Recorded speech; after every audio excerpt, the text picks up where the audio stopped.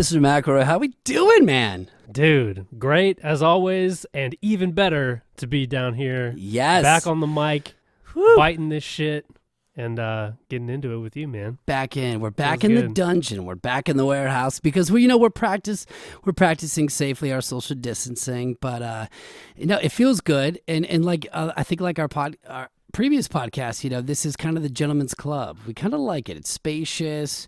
It's a little industrial, and it feels good. It smells great. It does smell great. We got the essential oils going. We got all the product in the background to keep us inspired, remind us what we're about. That's it, man. Feels good, man. That's exactly it. So let me ask you this, man. What's going on? How's pandemic life for you? Man, it's starting to get to me. I'm not gonna lie. I'm about at the wit's end, man. Things can change as fast as possible. I hope for it, man. It was fine to start out with. We kind of assimilated and like got in. I'm talking about my family. Like kind of got into a groove.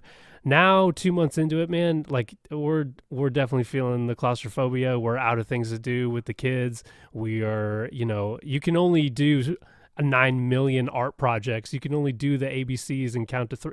My oldest daughter's 3, so totally. You can only do the ABCs and count to 10 so many times. You can only watch every fucking kids show on Netflix so many times. So, and you can tell she's missing school, man. She had a great experience at preschool going before this all hit, and she was in youth soccer and like super stoked on that. So you can tell like a part of her is like missing that, and I just like, that just compounds. I'm like, shit, man. I'm like, now my kid's missing out on her life, which, forget about me, man. It's like, I don't know, man. No, so totally. It's, it's been good and bad. I've learned a lot. I've read a lot. I've had a lot of time to think, but I also, just feel bad for people that are missing out on stuff. And, and even though, everyone's trying to stay safe and everything, it seems like there's a lot more measures that could be taken to move this along a little bit quicker. And so it's a bit frustrating, but yeah, man. No, I totally feel. I think I've had just about enough. But let me ask you this: what? I don't have kids, but what's the popular kid TV show right now? What's everyone watching? Well, it depends on the age range. For her, in the 3-year-old range, there's a show called Spirit on Netflix, which is like takes place in a western town in like cowboy days. Okay, yeah, old spaghetti western. Yeah, but like they all have like modern kind of elements to them. Anyway, they just all ride horses in their like western, like pre-modern town, and she loves that. She's just obsessed with horses, man. So anything with horses, that's what she's into. The majority of people, I'm not sure necessarily. I just know what she's into. I've heard of Spirit. I think she has some Spirit like toys around the house. Yeah, tons of it. That's awesome, man. Well, I'll tell you what, guys. I think that the new street drug that's really popular right now is called normalcy, and I actually got a dose of this. I actually got a dose of this last week because I'm right there with you. I've had enough. So, wife and I, we went to Zany's Comedy Club. We got to go see one of my favorite comedians, Adam Carolla. He did a live podcast. I love his show. He's fantastic. Had a lot of great guests. It was funny. And the way that Zany was set up was, it's very safe. Obviously, if you've been to a comedy club, you're usually sitting on top of people.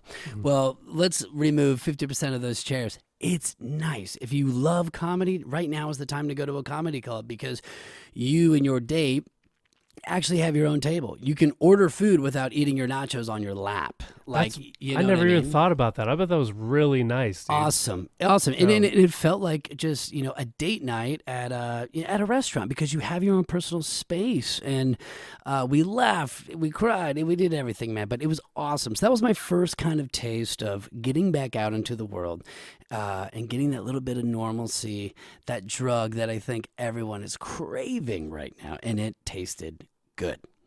That's awesome, dude. I know. When you said you were doing that, I was like, fuck, I'm jealous, man. It's got to feel nice just to get out there. What was the vibe like, man? Was everyone kind of like, is this okay? Are we okay? Like, are we having fun? Or was everyone like just super stoked to be out? I think everybody was super stoked. Nice. And you don't go to a comedy show to be freaked out. I think everybody that went, it was sold out. But saying it was sold out was 50% of, he did 3 shows that night. Oh, wow. Because you have to make up for everyone that's not going to be there. The vibe was great. Your server came over with the mask. Your bartenders had masks. Everybody was, they had the gloves and everything. By the way, the food at a comedy club, you look at it at the menu, it sounds like dog shit. It's amazing. Chicken fingers, French fries. Oh, it never fails. Done comedy club style though? Come on. Oh, done comedy club style. Oh, yeah, it was awesome. So, no, it was great. The vibe was good, and I'm glad that people are getting back out into their just they're getting a little bit of that normalcy. There was something said though too. I don't know about Kid Rock's the other day. Did you read about this thing? I just read how they basically said fuck the rules and just let everyone in like it was a normal Saturday. Yeah, I don't know if that's the way to go about the pandemic. I get we all want to get out there, but let's all try to be safe. I don't know about packing everyone in shoulder to shoulder, coughing on each other. I don't think that's the way to do it. Yeah, that's a bit bold, and I get that Steve Smith is Mr. Whatever the fuck constitutional amendment protector, but like, come on, bro. Like, there comes a time when flexing meets like complete and utter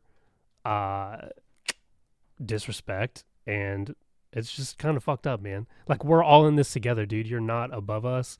Let's just try to fucking be a little bit smarter and a little more responsible, maybe.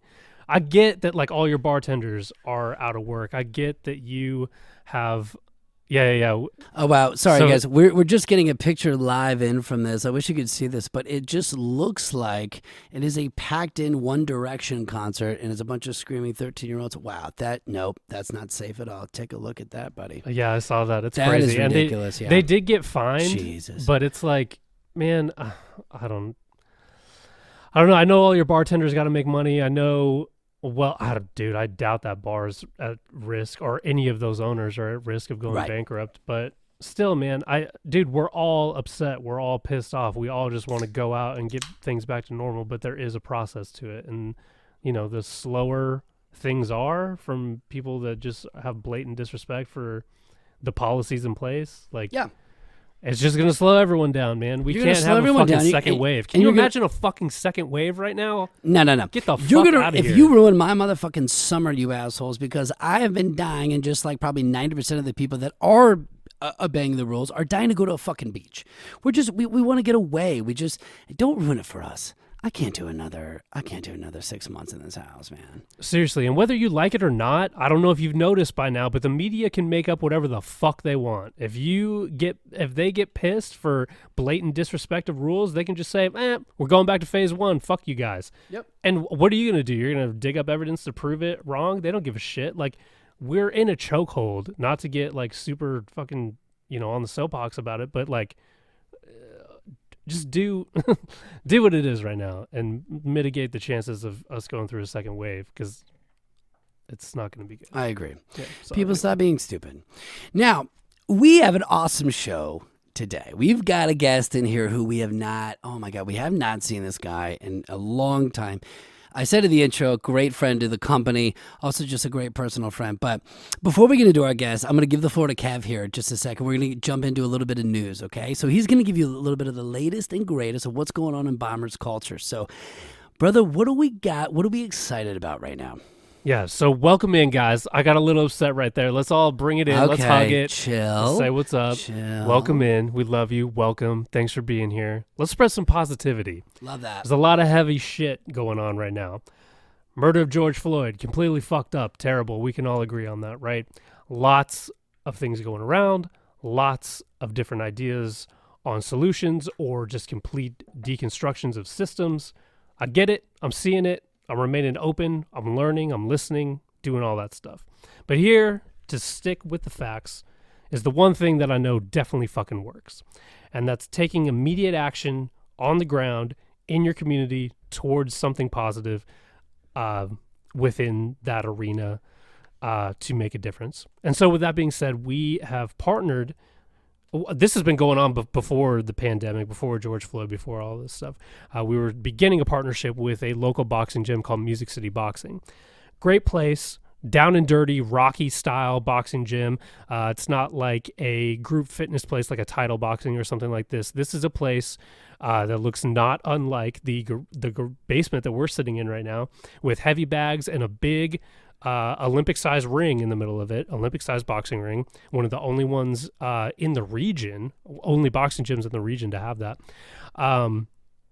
and is frequented by boxing champions, namely Caleb Sweethands, who fought at Bridgestone not too long ago and had a great victory there. So this is the type of gym you want to go to if you want to be a professional boxer, and they also have group fitness classes there. Now, they were kind of struggling pre-pandemic. They took over the lease of the gym from a guy who was a fantastic boxing trainer, but not necessarily a great businessman. Let a lot of things slide, and these current owners walked into a bit of a tax and all sorts of bill pile up nightmares, and have done their best to kind of turn the gym around and make it a successful business.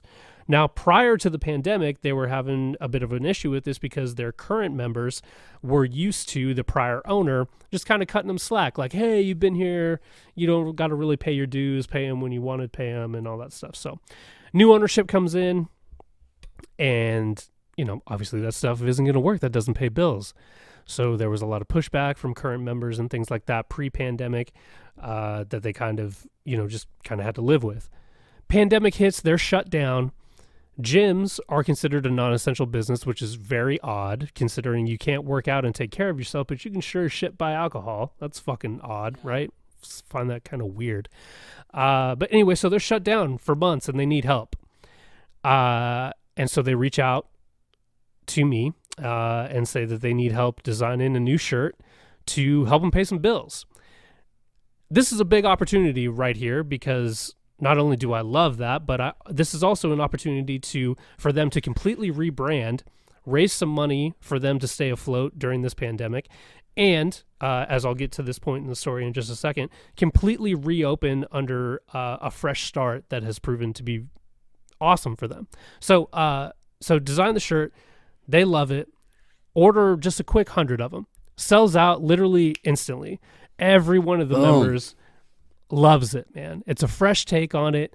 They love the kind of the grittiness to it that matches the kind of vibe of the boxing gym. Everyone is stoked, man. All 4 of the owners are jazzed. All the new members are jazzed. They make enough money just in that first run to cover their bills that they were behind on in the shutdown. So they're open up now. And everyone is just like super stoked, man. We're following them on Instagram.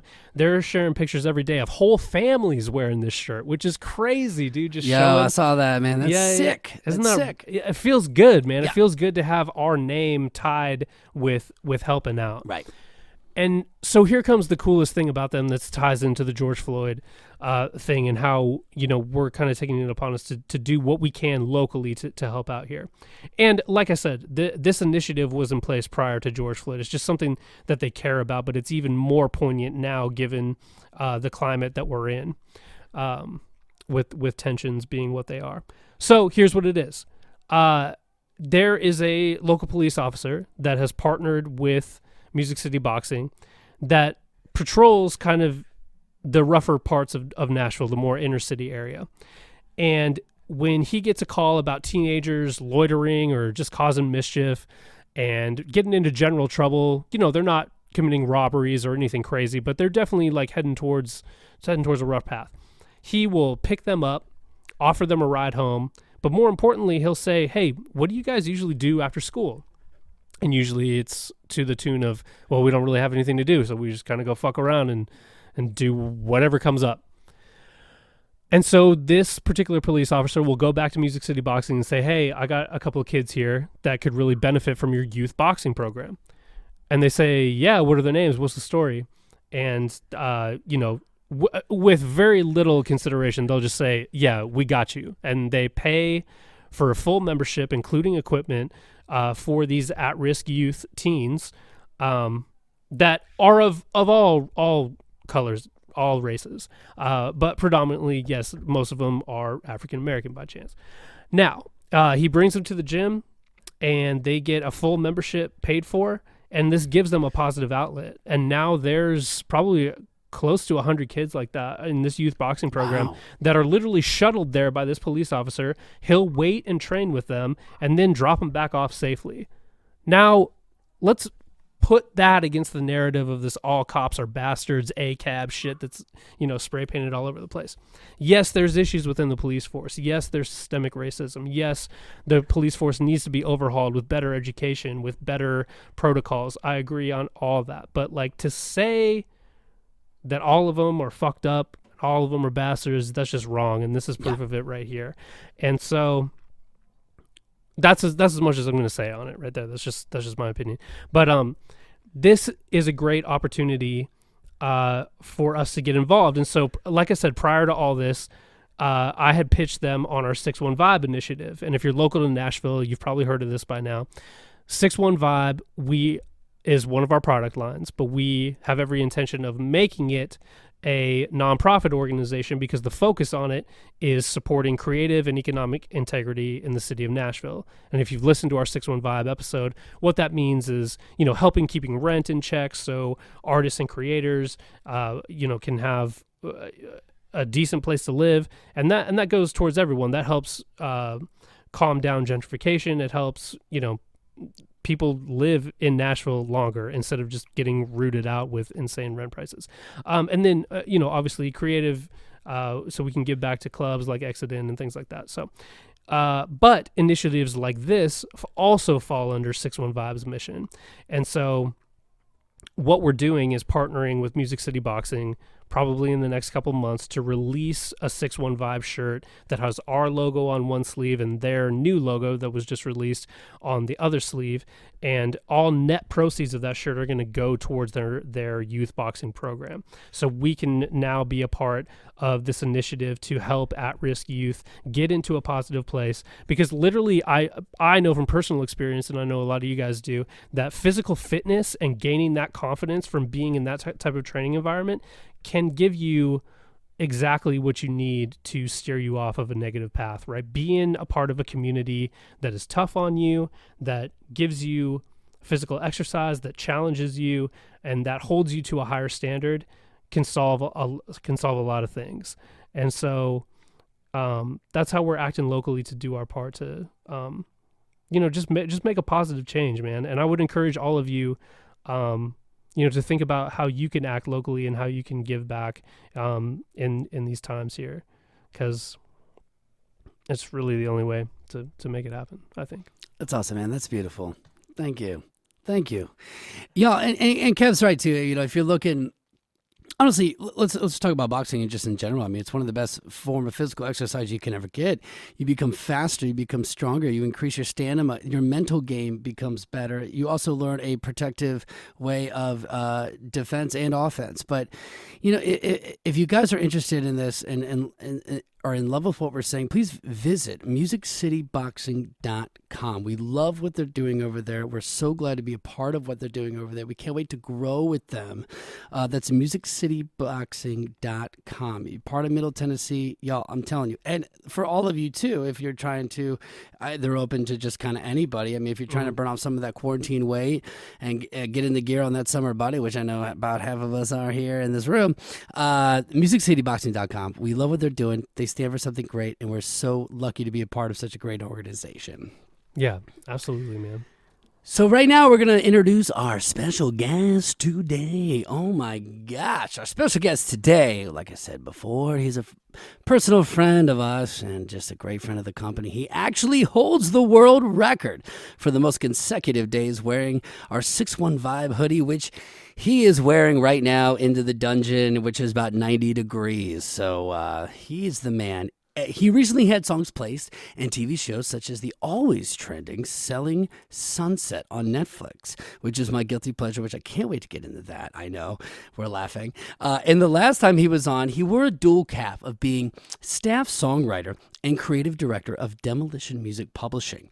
But now he is serving as staff songwriter and the new general manager of Demolition Music Publishing. Y'all, it is our pleasure to have back with us my brother, Mr. Mike August. What's going on, baby? Guys, what's going on? It's great to be back. What's up, brother? Great to see you, man. Man, great to see you guys as well. I love, man, I'm so pumped to be back. It's been like, I'm actually just pumped to be out of the house. Let's put it that Yeah. way. Yeah. This is amazing. Well, we were just talking too, like off mic. The last time I think I saw you was right before Kevin and I headed out to Villain Arts Festival in Cleveland, and that was back in like late February. Oh my gosh. Now, I've seen you on the Zoom rights and stuff, but it's just not the same. So Not it's the so same. great to physically have you here and to get Mike back on the mic. So how's pandemic for you, bro? Oh man, I will tell you, it's an interesting time. I'm sure everyone is kind of dealing with this in their own way. But for the show must go on. It does. It really does. We've leaned on Zoom more than anything else, dude. At this point, I swear I'm sick of seeing my own face every day. Yeah. Because it's Zoom meeting after meeting. And it's great. It's an awesome tool, and I love that we have it.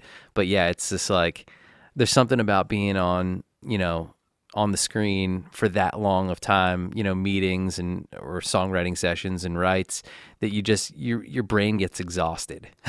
No, absolutely. And I want to ask you about Zoom because you just said the same thing. The same thing I'm feeling is you're constantly looking at yourself. Now, when you are, let me ask you this, and you can be totally honest, but when you're addressing the room Zoom, are you looking at yourself to make sure you look cool sounding, dude. or are you looking at everyone else? Of course, it's funny because like you can't really tell like who you're looking at, especially if there's more than one person on the Zoom call. So a lot of the times, I'm definitely peeping myself, making sure like I look cool when I'm saying something, or if I look like an idiot, or like some days I'll make sure that the lighting is peeking perfectly through the blinds, in front of me so that the lighting on myself looks great in Zoom.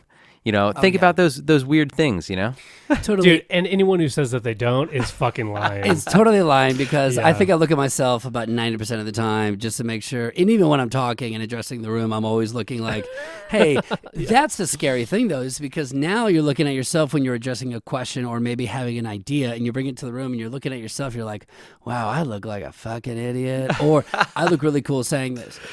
Your lighting, by the way, and I'm a fucking photographer. I mean, amateur photographer, but like I cannot figure out lighting up in my studio. So your lighting is perfect. Dude, what is this? Is it natural lighting? It's just natural, man. I was going to say, yeah. It's all like literally, my computer's set up right in front of a window. So and the It's all sun about is that always natural there. light. It is. Yeah. It's all about the natural light, and I will say there's a couple techniques in Zoom where you can probably make yourself look a little better sometimes. You have those hangover nights where we're stuck in quarantine and maybe by yourself drinking a little too much, or with the wife, drinking a little too much, and the next day you're kind of hungover, you got the eyes, But on Zoom they've got tricks. That's all I'm going to say. I'm going to leave it at that. You're going to have to show me the tricks. But actually, I hope you don't have to show me the tricks because I'm about done with the Zoom stuff. Oh my God. And I will say this, and this is my thing, and Kevin knows my thing because we've been doing house party and Skyping with like friends and stuff, and It gets old. I have told everybody, like, I cannot do it. What I want to do is just like individually come sit outside with you and just have a conversation, and I'd be like totally better, with that. But Zoom writes, all of us in the songwriting community, I think we've had to change our rhythm a bit, obviously, and we've been doing these Zoom or Skype writes to collaborate. But it is so much different than the actual Nashville organic way of creating music because you get in a room with somebody, you can feel a little bit of energy, that physical energy. You can tap into their soul. My thing with Zoom is, and I've told you this, and I have a great time doing Zoom with you. Yeah. But there are some Zooms that I've had to cancel just because I can't get a sense of the soul. And I hate the latency where, like, if you're talking and I'm like, and I want to interrupt you and be like, oh, that's fucking awesome. But then wait, what if we take that and do this? I have to wait 5 seconds after you talk.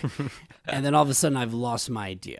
And that has happened to me multiple times. So it can be tough. But what is your thoughts on the Zoom? Do you like it? Is it working for you? How is your creative process with it? I think it's kind of like a necessary evil at this point. Like right now, we all have quotas and things that we have to hit as far as like our songwriting deals go. And, everyone has to turn in songs and get it done. And I think it's everyone's for the most part, I know a lot of folks in Nashville have adapted really well to it. There are obviously the issues like, if you're trying to write with a producer, it's really hard because it's like you're trying to listen to the track they've got going at the same time as you're trying to vibe to get a vibe to what they're doing. And it's just all like, you're right. It's like the latency and just not feeling the energy in the room is a thing. I think for me personally, and I think for people that I've talked to, it's easier for people that and you've worked with before to be able to jump on Zoom and have a decent write. But like new sessions are kind of weird. New sessions are like, because you're also sort of getting to know that person at the same time as trying to pour your heart out in song. So that's kind of weird. At the same time of looking at yourself the whole entire time and making sure you look cool. Yeah, of course, naturally. But dude, it's like, for me, I think I've had really good Zoom writes, and I've had ones that have been shit. Like I've had like in the middle of a session, just two amazing writers that I love working with. We've literally got like an hour in and pretty much had like a line or two, and we were like, guys, let's just stop. It's not like happening. we can't do it today. And that never happens in the room. Right. Like it's just like, and this is one of those. So, but sometimes you just can't get the vibe. You can't get the energy. Mm-hmm. But it is what it is. It is what it is. Yeah, I think it, and I did. I remember like I kind of side text you, and we've been doing some Zooms, during the pandemic, and they've been fine. They've been great. But you're right. I think the Zoom adds probably an extra hour or two onto your session. Yeah. Because you just can't get that organic feeling, You know what I like? I was writing with a great writer in town, Kylie Sackley, and she was talking about how, she doesn't put any pressure on the writes. Like she's like, if we get started and we get rolling on something, awesome. If we get caught up on whatever, like let's not force it. Let's, our schedules are pretty wide open right now. So let's just get back together on it the next day. Let's not pressure ourselves to knock out a song in 3 to 4 hours like we normally do in Nashville sessions. So I just thought that was cool advice.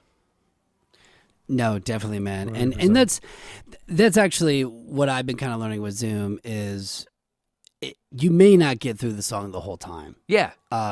But at least even a jump start, because if anything, like we're in this weird situation, so even a jump start is better than nothing. Nothing. Yeah, absolutely, dude. Yeah, it comes off as like a last ditch effort just to stay connected. It's better than going this whole time without getting anything in and just completely losing the momentum. Right? Totally. Yeah. But now it's interesting too, because I think in Nashville specifically, because, you have LA, you have New York, and you have Nashville. You're pretty much your three main, major music cities. Nashville has, people are getting back into rooms. Like everyone's over, like you said, everyone's over it. Everyone's ready to get back into rooms, and it's happening all the time at this point, which is not really in LA, and definitely not New York. But in Nashville, like a lot of writes are happening in offices again. A lot of the major publishing companies and major labels are still shut down, and they will be for a while because they're just big buildings and they can't afford the liability of that. Right. But for this, for the smaller independent companies, their doors are opening slowly, but writers are getting back together. Studios are starting to open again here, which is exciting and nerve-wracking a little bit, but I think if you're, it's really up to the writer at this point, whether they're comfortable jumping back into the room. I'm trying to think. I think I have my first like back in the room session is like I think next week, and I'm all right with it. I think I'm in that right with you. That's right. It's me, me and a past guest of the BombCast show, Miss Nora Collins. I think we're on the 23rd. Dude, that'll be my first. So you're obviously Wait a second. That'll be my first. Yeah. It's my first too. Oh my gosh. I'm so excited, man. I really am. I don't care if we sit 20 yards away from each other. No. Just give me that Stella. and let's have a ball. And Yes. let's write. Let's Dude. do something. Seriously, it's going to be good. But that's basically, right now what the flow's like. It's webinar after webinar, meeting after meeting via Zoom and trying to get it going. But I'll tell you what, though, the biggest thing that I've been able to do during this time, taking the quarantine time, I think everyone had their own thing to dig into during this time because of all the extra, has been I've been getting back into producing, like big time. Ooh. Yeah, just literally like diving back into Pro Tools. That's just my, DAW of choice. And I've been doing, got all the new plugins, all the new gear, just got kind of locked and loaded and have, it's incredible what you can learn on YouTube these days. I mean, holy shit. Like anything that I ever wanted to know about any Pro Tools question or any production question, I looked it up on YouTube. I've sat in like tutorials on YouTube and learned so much. It's been awesome. So I've just, at this time I've been basically produced, I don't know, maybe like 6 or 7 songs during the quarantine, just getting back to it. I'll have to play you some stuff. Yeah. Nice. Please. That's rad, dude. That's awesome. It's really cool, man. I mean, and I want to come back to that because you made a big jump from the last time you were here on the show. You went from creative director to general manager. And I really want to, and now you're talking about now I'm producing. I mean, that's amazing. I don't know too many GMs of independent publishing companies that will actually go in and start producing. Now, you also are a staff writer, of course, and an amazing writer, obviously one of my favorites in town. Let's go from creative director to GM. What did that look like for you? What's on the plate now? Well, I think, first of all, it was just an awesome, end of last year, moving into this year, and really just talking about the company and moving the company forward and what the vision plan was. And I think the biggest jump between the two jobs is just, there's everything. So it's really, making besides that. Yeah, it's totally, steering the ship, making decisions on, what writers we're signing to what initiatives we're going to take as far as, what we're going to invest money and time into. But really it's more of a, instead of boots on the ground, going into pitch meetings or setting up writing sessions, it's more kind of like overseeing and kind of steering the ship and dealing with building relationships and bigger business, talking with, venture partners and trying to secure relationships like, for example, the latest one, we just signed an amazing producer, writer named Evan Kaufman. Yeah. And my part in that deal was to secure our venture partner, which is Angry Mob Music from LA. Knowing that he's an amazing pop producer, I wanted a company on board that was really, invested in the pop market and being in LA and also with TV and film. So kind of that kind of stuff is just building relationships, building partnerships, thinking a little bit more big picture. That's awesome, man. What was that process like? Have you were you nervous to reach out to that? What did you learn in that process, man? Did you learn more like negotiating skills? Like, what was it like? Yeah, it's a little bit of everything. It's a lot of, for sure you're right about it's constantly talking about negotiations, constantly looking at contracts, learning more and more, interfacing with our attorneys and that kind of stuff. Just, but I think what I learned from, what I'm learning, because I'm always learning, is that, we as a small publishing company, we're an independent publishing company. We're about 6 writers, 7 people on staff.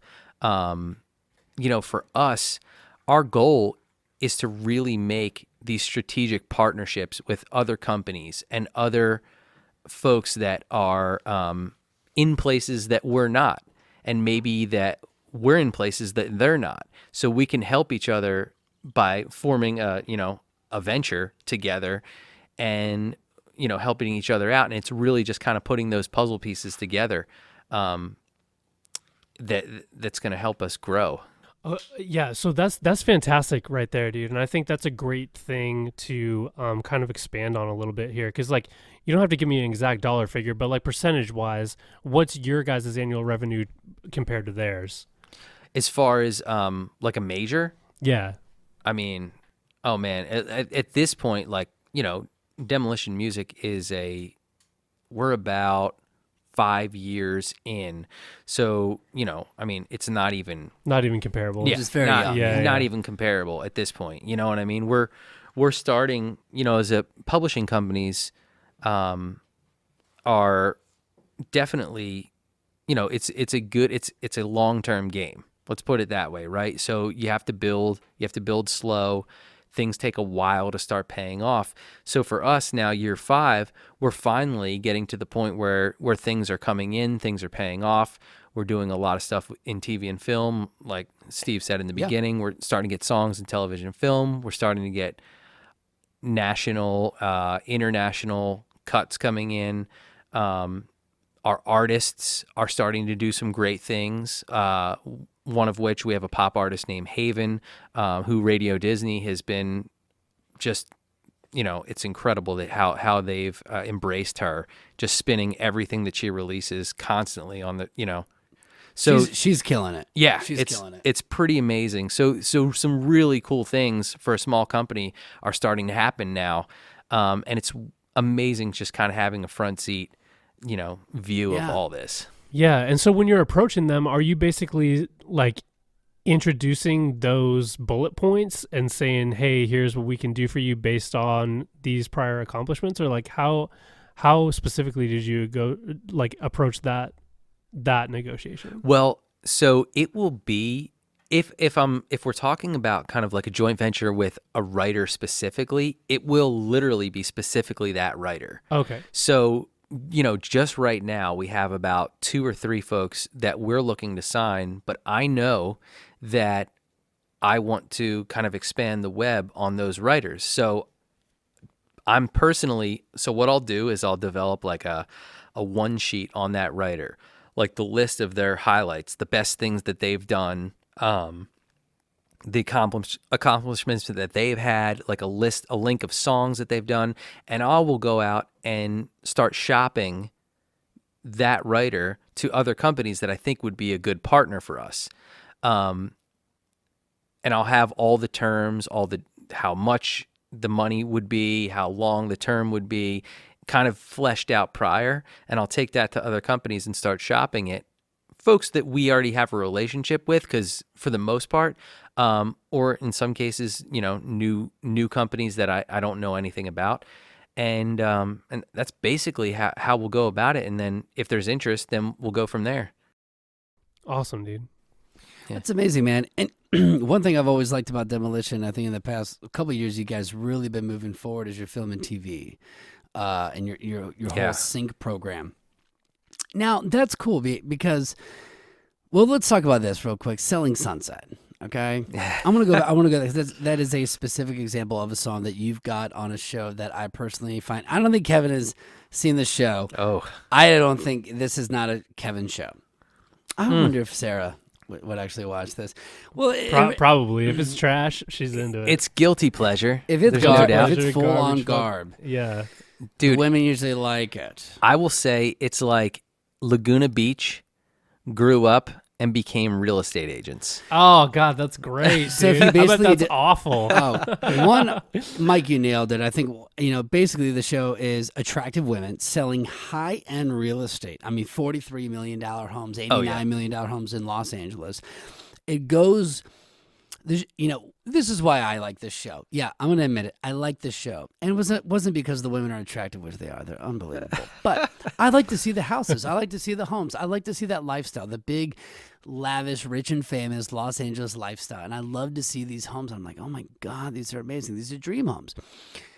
I think the first season kind of started as, it was more about the houses. Now it's about the drama. The drama. Because you got to bring in the drama. Oh, yeah. But I watched season 2, and I did hear your song on there, and that was actually one of my favorite episodes. It was a good one, dude. Yeah.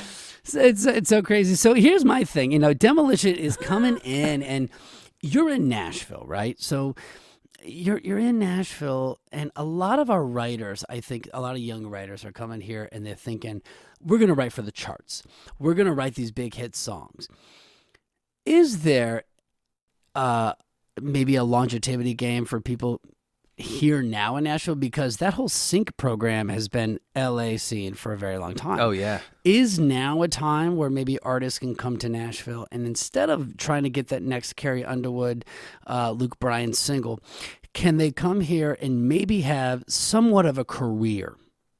Because we all know how the music industry is. Can they have somewhat of a career off of doing sync licensing on film and TV? Oh, 100%. I know. Yeah. I mean, I can't even tell you how many folks I know who their sole bread and butter is writing songs for TV and film. Yeah. It's become, I think absolutely. And that was Steve, like you nailed it. I think it was maybe 2.5 years ago now that we as a company decided that sync was going to be a major initiative for us. Yes. And it was, I think you probably remember me talking about it. Absolutely. And it was like, for me personally, it was going to LA every other month and meeting with everybody in LA, music supervisors who, folks out there, music supervisors are the people that they decide which songs go in the shows. So, we want to build relationships with those music supervisors because we want to become cool with them so that we can send them songs. And if they need things for their shows, they're going to reach out to us and say, hey, do you have, we need a badass female song, like empowerment, rock song for this show. Do you have anything? Yeah. So we want to form those relationships, and that's what we did.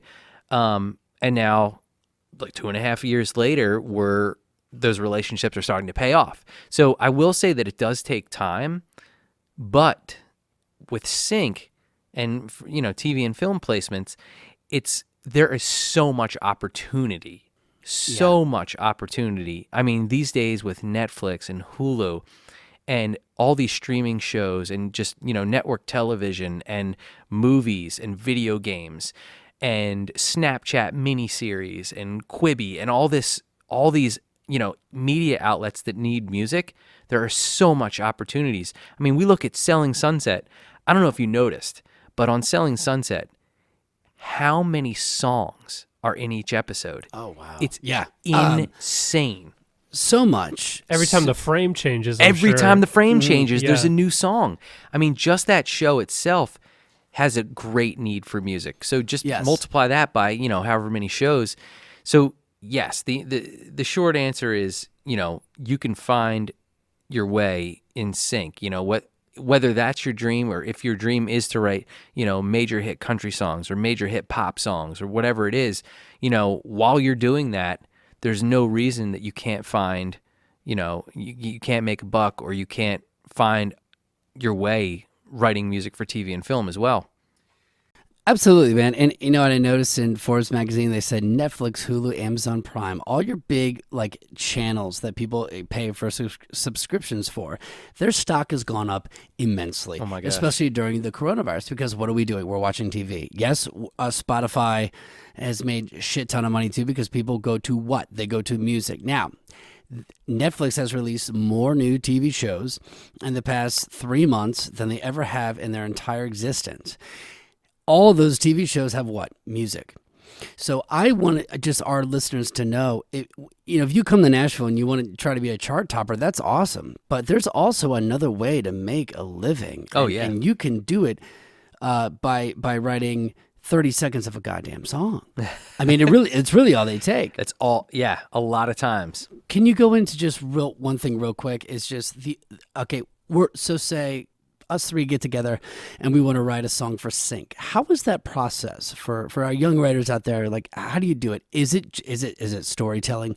Is it kind of the Nashville rule, or are there different rules in writing towards sync? Yeah, there's totally a different set of, and I won't even say, I love, one of my biggest songwriting mentors is a guy named Jason Bloom. And what he used to say is, there's no rules in songwriting, only tools. And I love that. So there are absolutely a different set of tools in writing sync. And that is, if you're, let's look at a country song. Country songs are all about, just imagery. You want to tell a story. You want to paint pictures, the scene, you want to literally write that 3-minute movie for your listener. Tons of furniture. Yeah, we love the word furniture. Yeah. In sync, it's totally different. It's the opposite. It's literally like, the movie's already there or the show's already there. Your job as a writer is to enhance what the picture is. So you're writing music that's totally emotion based. You want to make music that makes you feel something. So like lyrically, you're definitely going to be a broader message. You're not going to be, pretty hard and fast things are no places, times, dates, real specifics you want to steer away from, and you really want to focus on the emotion because you're really supporting the scene as opposed to telling the story. From where you're sitting right now, I think this segues well. What's the general consensus of live shows? Are people getting kind of freaked out to the point where they're like, hey, Mike, I need to start really upping my TV and sync game because I'm just so uncertain like when I'm going to have another live show. So my question is twofold. A, when do you personally think we'll see concerts go back to normal, like the way it was pre-COVID?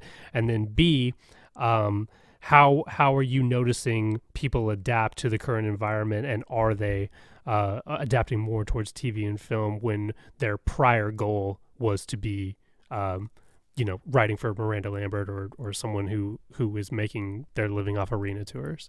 Well, it's a great question. So for sure, like the first part of that, as far as getting back to touring, it's definitely tricky. Right now I think 2020 is done as far as touring goes.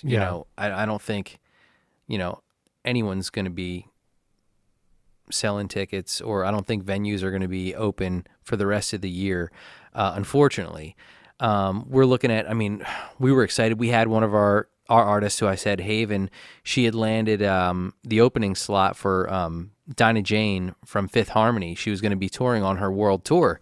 And I know it was an awesome, experience, but she's kick-ass too. Yeah, she's killer. Dude, I know. And it was just one of those things where it got canceled and it was going to be postponed to August, and now it's like we don't even know. It's still postponed probably till, next year. Yeah. So as far as that goes, not having any live dates coming up, I think folks are definitely looking to, where they're going to make money. Now, the issue with sync right now, too, and TV and film is that there's also no new production. So all production for TV shows and movies are halted right now, too. So really the opportunities are less at this moment in time. They're less right now because really the only thing that music supervisors are working on are things that are in post-production. So things that are already finished that they need music cues for.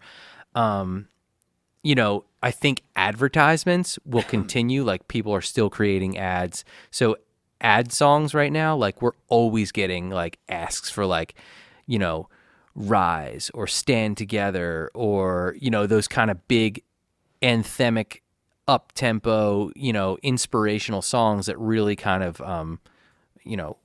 what we need to hear right now. Advertisements are asking for those kind of songs. But yeah, as far as new production, we're also halted on that for we don't know yet how long. Wow. So it's an interesting time. It is very interesting. Do you know that the last person that came out with a record this year was who? Dua Lipa. Oh my gosh. So what they did with Dua Lipa, though, I was reading about this. She came out with her record and launched I would say a couple weeks into COVID. Now all the record labels, they halted all the other artists. Gaga's got a new record coming out. Ariana's got a new record coming out. They all halted. Now, Ariana came out with a single with Gaga, so they're releasing a single, and then she came out with the thing with Bieber. Right. That is, I think all the proceeds of that are going to some charity or whatever, but all the records are halted. Now, they want to Dua Lipa to throw herself into the ring and see what happens. What I didn't notice was, well, Dua Lipa's killing it right now. Yeah. Okay? And if you listen to the terrestrial radio right now, all you're going to hear is Dua Lipa. Because it's crazy. the only new thing that we have. It's the only new thing that we have. She actually made it work. But she's a hell of a marketer. One thing I didn't notice was when all the restaurants closed. Now, you know how that kind of works, too. Yeah. When the restaurants have to pay, or when they pay that monthly fee Oh, right. to music. And, think of there's millions of restaurants. Oh, there's yeah. millions of dentist office, doctor's office that play music constantly through their airwaves. No, they have to pay for that. Right. Record labels were afraid to release new music because they're like, well, we're not going to make any money off this, because if there's any bar that's going to be playing new music, it's not going to be playing any of this stuff. Dua Lipa has done very well for herself. Wow. And once again, if you turn on the radio, you're going to hear 1, 2, and 3 singles from her, and maybe some old stuff. I understand What that, a but fucking opportunity. Yeah, right. what an Crazy. opportunity. And you know what they said? Everybody was like, she's going to be the guinea pig. And she was ballsy enough, and I think they had asked her, and she's a hell of a marketer herself. They had asked her, do you want this thing to come out now? Because we don't think it's a good idea. Your label tells you it's not a good idea. Your management tells you it's not a good idea. Ended up being the best choice. Wow. Because she's killing it on radio. Yeah. Wow, respect for that, dude. Yeah. That's Yeah. awesome. Killing it. And so the guinea pig worked. But I also understand how much money record labels are losing. But also, okay, so when you go into this thing, it still was streaming. Streaming became a huge thing. Yes. Spotify numbers went up immensely because people are trying to reconnect with music. Yes. Every friend that I have, I'm like, what are you listening to now? Everyone's listening to new music because, well, we got the time to. No one ever really has the time to listen to new music. I've showed Kev a few bands that I liked. I showed you that new Harry Styles record that I'm just obsessed with. But Yeah, shout out to the Dangerous Summer. Holy oh, fuck. Dangerous Summer. Oh, man. I could do a whole podcast on that. It's just such a great record. Yes. Which we'll get to show you some stuff from that. But hell yeah. I like the balls on Dua Lipa. I like how she said, no, screw it. We're gonna go through it. And guess what? It probably is going to end up being the biggest financial decision she ever made, and it's working out for her, and it's awesome. I love it, man. And it's true. There was I was just sitting on, another Zoom webinar, and it was talking about the whole state of the music industry right now, specifically focusing on COVID and what's going on right now. And it's crazy to see that, during this time, the first month, things tanked hardcore. Everything tanked, right? Yeah. It was streaming tanked, freaking just, everything, sales of vinyl, sales. Panic was happening. No one's leaving the house. No Right. one's even going to music yet at that point. Right. No, yeah, obviously live shows. And now it's streaming is back. People are streaming like crazy again, like you were saying. I think that's pretty much the biggest thing. Like we were talking about Spotify numbers going up, Netflix numbers going up, all those services. So it's kind of an interesting time to release music. And still, like you said, at this point, some artists are deciding not to release anything. Some artists are deciding to release stuff, and it's really no one knows at this point. It's not. It's kind of just a roll of the dice. In your professional opinion, though, I think everybody that I've been talking to said, well, 2020, man, during this pandemic, I mean, there's going to be so much great music coming out. Obviously, there's only been one real successful record that came out. I think 2021, hold on to your fucking hats. I agree. They're about to release bombs on you because people have had time to reinvent in the studio. People have had time to reinvent themselves. The production has just gone up. Oh, yeah. Oh, man, 2021 in the music industry, I think we are going to prevail. I totally agree. I mean, speaking of, let's look at it just through the lens of Nashville as a country market. Right. So here's the thing. at this point, I'm getting more responses from A&R people at labels, producers and managers when we're pitching songs than ever before. They're listening like crazy. So what I'm thinking is, and you guys know this, a lot of times in Nashville, at this point, most of the artists are part of the songwriting process. So a lot of times, politically, the songs that the artists write will end up on their records. Whereas in Nashville, there was a lot of what we call outside songs, meaning just songwriter written songs that the artists would cut. Now, those songs are, let's just say that we're a small publishing company and we have... I'm so glad you're getting into this, by the way, because I wanted to pick your brain about something real quick. It's an interesting topic. So and I won't tread that lightly. So the thing is that, if you're listening to country music radio, you're going to notice a lot of the same things. Sometimes the complaint is that, the songs aren't that great. They're not what they used to be. I think a lot of the times is that we get so caught up in, the artist having to be a writer on the song that the songs ends up suffering. I can't even explain to you, I'm part of an independent small publishing company, and I'm friends with so many other folks at other different companies, and sometimes we'll go into these pitch meetings together, and we'll for example, we'll go to Warner Music, me and 5 other representatives from 5 other companies, and we'll be pitching songs, and I can't tell you the amount of incredible hit songs that are pitched during these meetings, just songs that you'll never hear, and you'll never hear them. The majority of us will never hear these songs. They're just sitting collecting dust in a catalog at a publishing company. But it's incredible how many of those songs are there and written. I think, if I'm not mistaken, I'll bring my whole point around, is that during this time, during COVID, all these A&R reps are listening more than they ever have, and people are pitching songs like crazy. I think, like Steve was saying, next year, 2021, a lot of shit is going to get recorded that's amazing, because I don't know if there's as many, I think artists are going to need songs. Yeah. I don't think they're in as many sessions as they were, I think they're going to actually get back to maybe cutting what we call outside songs. Wow.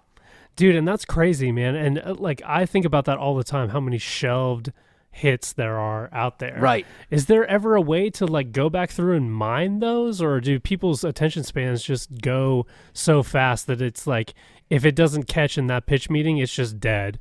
You're going to have special access to hear any of that ever. Well, I think if you're, for us, for example, there's songs in our catalog that I will never stop pitching. I just love them so much that I'll just keep working that song. And it's about, I think it really is about the people behind the song. You know what I mean? It's the people who feel passionate about it, who are going to keep working it until they can get it recorded. But that's, but a lot of them, like we just talked about, there's so many gems in these catalogs that are never heard. Nice. But I think we're looking at this whole situation right now. I think 2021, there's going to be, I don't know, it's just a forecast of mine, but we could be hearing a lot of good shit on the radio. That's fucking rad, dude. That's exciting, man. I hope that is the case. Yeah, I 100% agree with you, man. 100% agree with you. I think so too. And there has been proof in outside songs getting cut and songs shelved for years. I mean, I think God Bless the Broken Road was a song that sat, that was like a 10-year-old song that was resurfaced. Now, it was released by an artist, I think, first, and then it was able to resurface itself with Rascal Flatts. Yeah, it can happen. And it's so funny because I really wanted to get inside your mind on the outside cut. Oh, man. I have a bullet point in front of me that says outside cut, and I'm so glad you tapped into that. Dude, the outside cut, man, I will tell you right now, look at folks if we're let's look at the country market, right? Because the country market is a market that has thrived on the outside cut. And let's explain outside cut. Yeah. Go ahead. Thrived and I think survived. Yes. Yeah. Yes, absolutely. And when we're talking about outside cut, we mean that the artist singing the song was not involved in the writing process. This was just, 1, 2, or 3 or more songwriters writing the song, and then that song gets pitched. Okay, thanks for the clarification. I didn't know. Yeah, that's it. It's just okay, perfect. it's just the slang outside cut. So we look at it, and studies right now, there's oh my gosh, I mean, it's a very small percentage of songs that are singles that are outside cuts anymore. Literally, like, there might be, I think we did a study 2 years ago on the top 40 Billboard chart, and it was like maybe, 25%. I remember. Maybe. Remember this? You gave me these statistics, right? And it scared the living shit out of me. Yeah, because we're songwriters, and that's what we're working towards. So we know it's how hard it is. Now, I think as far as like, let's look at the careers though. The way that I look at this is like, let's look at the careers of the artists in country music who have lasted. Yeah. Okay. Garth Brooks, Tim McGraw, Kenny Chesney, Rascal Flatts. What do these guys all have in common? They choose the best song. Yes. And a lot of the times, their name doesn't have to be on the best song. It is exactly right. They're choosing these outside songs. They listen to them. They know how to choose a great song. And to me, that is what has made their career last so long. Absolutely. And I think those are 4 primo examples of, even in the writing community, us talking to people and being like, yeah, I got that Rascal cut, or I got that McGraw cut, or I got that Chesney cut, or whatever, and that changed my life. And really, you're like, well, of course it fucking did. But you're right. Those are 4 pieces of just that whole chessboard that have had long. Okay, Aerosmith did it. Let's be honest. Aerosmith. I read Joe Perry Rocks. Now let's talk about even further careers than any of those people. Started in the 70s, are still active today. They have a Vegas show today. Right. Would not have survived the 80s or 90s without outside cuts. I mean, they brought in guys like Desmond Child. They brought in like so many writers. Oh, Don't Want to Miss a Thing. I mean, Diane Warren. Diane Warren, Don't Want to Miss a Thing. Aerosmith had not had a number 1 hit until that song. They had a career that was, 30 years into existence? Yeah. And they never had a number 1 until they cut that Diane Warren song. Absolutely. And so that is the power of the outside cut. I think so many songwriters come here and people start getting discouraged. It's not even, honestly, it's not even the songwriters. A lot of artists come in here and they get discouraged because they're not in the room with like certain people, right? Right. Do songwriters in this town, is it beneficial for them to focus on getting with young artists that maybe have something to prove and something that they, people that they gel with? Is that a thing? Or should they really be worrying about, man, I really need to get in a room with Jeffrey Steele or Shane McAnally? For me, I don't think that should be their goal. I think they should find their camp and grow with, because you're always the people that become successful next, just like the music industry moves in waves, the people that come up next are the camp that's been working together for a long time to really hone in that sound and hone in that groove. And that is just repetitive history. Oh, absolutely. I mean, you're exactly right. I totally agree with the idea of rising with your camp. It's you are gonna rise with your crew. You come to town. We all talk about, obviously, everyone who comes to town eventually hears the expression writing up, which means writing with folks that are more successful than you, right? And it's like getting in the room with hit writers when you're not a hit writer, or getting in the room with artists that, have more shit going on at the time than you do or whatever. So writing up. And we all hear that term. But the biggest thing is that thing. It's writing with people that you vibe with. Artists, if you're a songwriter specifically and you're not an artist, then hell yeah, find those artists that you believe in, that you think that they are going to be hit artists. Yep. And write with them. Stick with them. Develop a crew and a circle around focusing on writing with those folks and your other songwriters that you vibe with. And build that circle. Do writers rounds together. Network. Go out to events together. Do it all, and you will rise together. That's what happens. Don't worry about, we can all worry about who else is getting into what room, and it doesn't mean who has all the hits on the radio right now. That is what it is, and that's what it's going to be at this time. But it's not to say that you're not next, because you could be, and your 100%. crew could be. Yeah.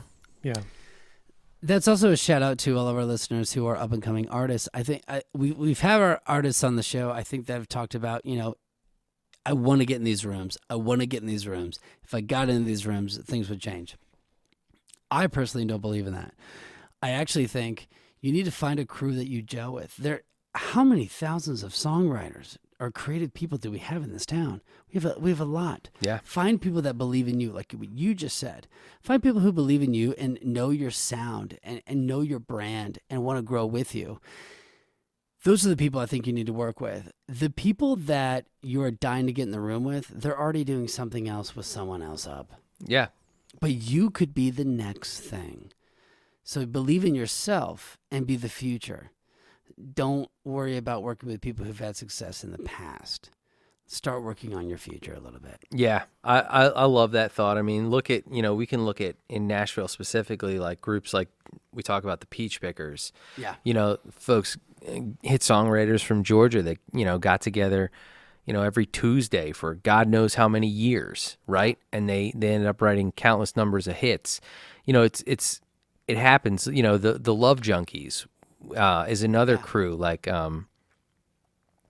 and we, these crews that come up together,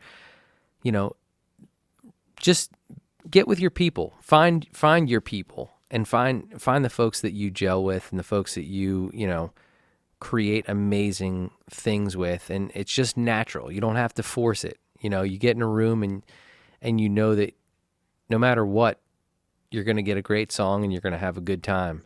And I think it's just going to happen naturally. But you're definitely right about the artist situation is, the numbers don't lie. Outside cuts for sure happen. You have to have, I think, an incredible song will always find its way. Hopefully, I still believe that an incredible song will always find a home. But for the most part, find artists that you really believe in and continue to work with them. Yeah. 100%, man. I couldn't agree any more with that. That's awesome, dude. Shit, I don't even know how we got on that topic. I'm trying to remember. We went from COVID to that, and then it's like, It's the magic of the BombCast. Yeah, baby. dude. You just follow. Now the we're gonna rabbit lift you hole. up. We're gonna take you down. It's like a roller coaster at Cedar Point. Now, welcome to Rock and Roll's roller coaster. We're gonna lift you up. We're gonna take you down. We're gonna take you sideways. We're gonna go you upside down. Either way, that's a beautiful answer, and I love for our listeners to know that because look, when I was 22 and I moved here, I thought I was writing for the charts. It's always about writing for the charts. Like, man, this thing is going to be the next big thing. I didn't know that maybe surround yourself with a camp, surround yourself with people. When Kevin and I were in a band, I mean, that was such a beautiful time because that's what I think it should feel like. It should feel like you're creating music with people that you love and people that make your music sound great. Or when you and I create, it's people that you love.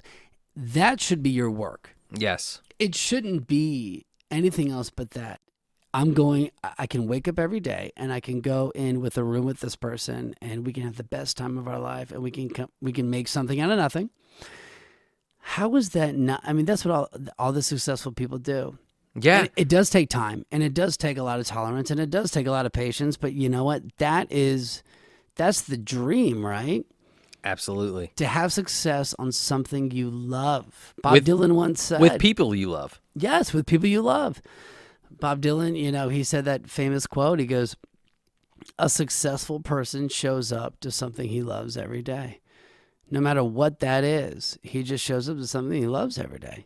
That is a successful person. That's amazing. Yeah, that's very true, man.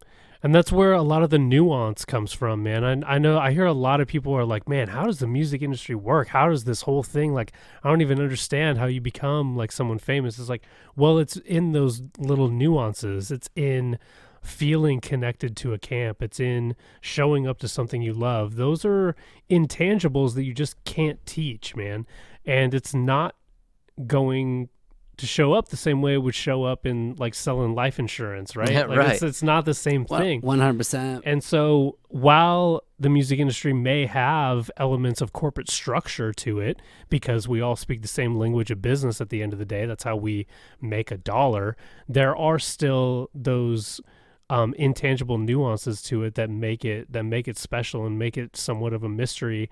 And you'll know the key to those mysteries if you're meant for it. And how you'll know if you're meant for it is if you understand those nuances that we were just talking about. Yeah, and you know what's interesting about some intangible stuff I'll talk about when I talk to writers who are, thinking about moving to Nashville or, living in other cities that are not music cities and talking about becoming a professional songwriter. What I talk about is I think there's a, because I was at fault at this too. There's this misconception that you get to be, okay, so once you reach this level of being an amazing writer, right? You work on your craft, you hone your craft. This is what you need to do. You do. No doubt. You need to be honing your craft nonstop. But then you think to yourself, you're like, okay, I've honed my craft. I'm going to get to the level where I'm writing incredible hit songs, and then boom, I'm going to have a hit song. Unfortunately, that's not it. That's just the beginning. It's like once you get to the level where you're writing incredible songs every session, or right, a good song comes out of every session that you get in. That's just the beginning.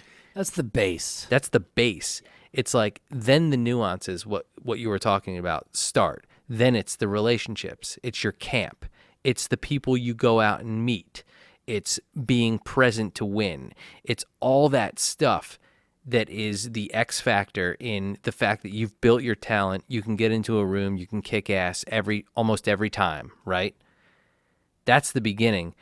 The next level of that is building your relationships. It's all the nuance. It's being, just a good person and a good hang, and expanding your network of people of friends. Yeah. Making friends in town and just being everywhere all the time. Yeah. Yeah, you've rarely heard any success stories where people are like, yeah, I created that song with that one asshole. You have usually created something with somebody that you've poured your blood, sweat, and tears in, and you've been working at it, and you created this kind of friendship. And you're bloodline now. You're bloodline now. Yep. I'm so glad you said that, man. That was really beautifully said. And I think a lot of our listeners need to hear that. I mean, writing a great song is just one part of it. Yeah. And then when you get great, then there's the next step. Then there's the next step after that. Yep. One thing I want to tap into real quick, and then, we're doing great on time, but one thing I want to tap into, I'm a little sick and tired of hearing this, and I want to get your opinion on it. Yeah. I'm a little sick and tired of hearing from people who I love, and people who I think have deals, and people who are doing really great work, but they keep saying the word political. Well, it's all political. Well, everything that we've just explained has nothing to do with politics. Yeah. Zero. It just has to involve of doing something you love with people you love working with. Right. There's politics in anything. Yeah. But that is a cop-out. I think there's politics in any business you want to do, but if you love doing what you're doing and you're starting to rise a little bit, like, well, then there's always going to be that person on this side that says, it's politics. No, I don't think so. I don't think so. Are you doing great work? Are you working hard for it? Are you persevering? And do you believe in yourself? I think those are the things that get you up. I think the first person that says, well, it's politics and they don't really do this. I'm so tired of hearing that. Have you heard this? Oh, all the time. Yeah. I do not believe in that.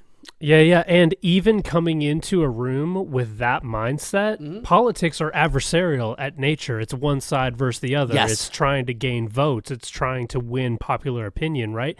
To even have that mindset in a creative environment, you're fucked already because if you're walking into a room with You went that, from like, a 10 to yeah. a 6. Yeah, like if I didn't know you guys and I walked in here like, oh man, this whole game is political. Like I gotta politic Mike and Steve. How am I gonna come off? I'm gonna come off pandering. Right. I'm gonna come off with talking points, and you guys are gonna feel that. And maybe you're still gonna like me at the end of the day. Maybe you're like, oh, he was cool, but there's something's off. What was off? Your fucking mindset of politics. Politics is my opinion. No, 100% agree. I think politics is the excuse of the unimaginative and the people that don't believe in themselves. 100. Where they really just want to, if you really believe in yourself and you really do the work, you could probably make it happen. Yeah, But dude, you're totally right, man. There's politics in everything, right? We talk about that. We know, like we were just talking about how right now it's like, all the the artists need to be writers on their songs, right? Right. Okay. So politics, right? The inner circle. So if you're not writing with that artist, like how are you going to get the songs that are on the radio, right? But if you focus on that shit, and if that's what you're constantly like complaining about or like making excuses, like that's why I'm not, because it's that, then you're too focused on the negative, where literally, I mean, we talk about the idea of bombing your boundaries. That's the whole point. Well, if you're creating boundaries for yourself and your career, then you're doomed from the start. I mean, it's like we got to talk about the idea that, we need, as creators, we cannot worry about that. We got to create. We have, no matter what, we have to be artists in our own right. We have to create. We have to create with people that we love, that we believe in, that have the same visions and passions and drive as us. And there's nothing that, we can't make excuses. I think that, like what Steve was saying, what you're saying, I think the politics thing is an excuse. It's like an excuse as to why I don't have a hit song right now, or why why I'm not at this level right now, or we can complain about that stuff, but fuck that. There's no reason to complain about it, Everyone's moving at their own pace and doing their thing. Absolutely. Unless you're working in inside the government right now, when you mention the word politics, you are a long-tailed cat in a room full of rocking chairs, baby. And it ain't gonna go your way. Yeah. So don't show up to a room like that. All right, my friend, we have discovered so much, and we are so excited that you came back. We are at that point. And you know what? I do want to ask this before we leave. I know we've asked you before, but you are such a big advocate of this company and stuff. And I want to ask you one more time, and what has changed in your world since COVID and everything? But what does Bomb Your Boundaries, what does it mean to you, bro? Like, what does it mean to you now? Yeah, currently. What's changed since the last time you answered it? Yeah. Currently, that's a great question, right? So, Bomb Your Boundaries. I think about the idea of, like, we talk about, I don't know, I look at boundaries as limitations. And, we can wake up every day during this time specifically and talk about how many limitations we have, right? We can't get in the room, or we can't, like, take, and I'm just speaking from my own day-to-day career-wise, what's normal and what's not normal right now. So, we can't take meetings. We can't go out and do these, events that we go out and hang with people and talk. So, but the thing about it is that, if you have a goal, like, it's just like we were talking about with the politics thing. If you have a goal, if you have a dream, the limitations, you can't look at them you can't focus on that. You have to, in my mind, bombing your boundaries is just envisioning where you want to be, envisioning what it feels like, envisioning yourself there already, and every day living that way. Yeah. Just not focusing on the limitations. It's easy to do that right now. It's easy to make, excuses. Because I think every person every person in the world, I think, especially in America, we've there's limitations for us right now. Right. But we're not focusing on, what are you doing outside of that? Are you working on yourself? Are you reading books? Are you trying to get better? Are you working out? What are you doing? Are you practicing on your music more? Are you writing more? What are you doing in this time? If you're, like you just said, Mike, if you're focusing on your limitations, well, then you ain't going to do shit. How about focus on the things that you can do? Dude, 100%. What if you literally took out a piece of paper right now, and on the left side of the paper, you drew one of those T's that we've all drawn before, and on the left side of the T, you wrote at the top of it, "What's holding me back?" ? And you just went down that left side and wrote everything that's holding you back. Maybe it's I don't have enough time for myself. And then on the right side, you're going to write everything that annihilates that fucking bullshit excuse of what's holding you back. So maybe on the left side you have, I don't have enough time for myself. And the right side is, wake up earlier, stop being lazy, stop checking your phone. Every time you check your phone, read a sentence in a book. I don't give a fuck. It's something that is more positive than what you would have done right there, right? Like, I think you can make it tangible and practical like that. Oh, there's absolutely, guys, I mean, this kind of brings it back full circle right now. Like, for me, actually, now that you guys mentioned, I mean, bombing my boundaries is diving back into production. Ah, fuck yeah. Like, Yeah, I mean, dude. literally, it just hit me right in the face right now. It's literally the idea of something that I've been putting off. I've been scared to do, right? Something that I've always made the excuses like, I don't have any time for this. How am I going to do this? Something I've always wanted to do. I've wanted to produce artists for a long time now. I've wanted to get back into like production work and being able to produce songs and artists for a long time. And I've been putting it off like, how the hell am I going to have time for that? Oh man, the past 5 years, so many things have gone on right now that it would take me so long to catch up to be able to do that. It's not even worth the time.